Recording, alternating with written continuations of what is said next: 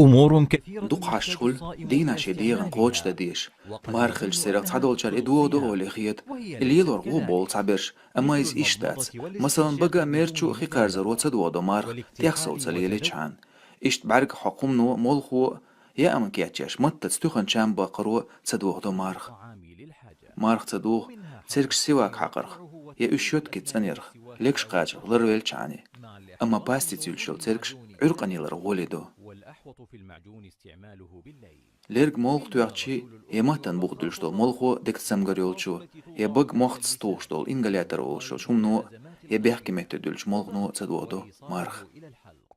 ما إيش يوضع دربن بالنبل توغ من ميخش الطعام تدوغدو له مارخ غسول مثلا جوار ونظافة، بوغ توغ خليليز والإبر يا ديخ العلاجية بوتش تتوغ الجلدية أو خليليز يا العضلية بخونا توغ خليلي أما ماخ يورج متخواتوش بلات سمجدو تو مارخ دوغدو الحديدية باستثناء الإبر المغذية فإنها مفطرة، كريمش وكذلك ماش العلف ديت إلا توشو المسقي الصفر بلاستش من الجلد سارت تدوغدو مارخ كالأدهنة إشت والمرهم مارخ تدوغ والمسحوقات كي صورت العلاجية، دقيقة شمنو وإدخال نجا قليل الضارب وزديسن بحان من داتزا جدار البطن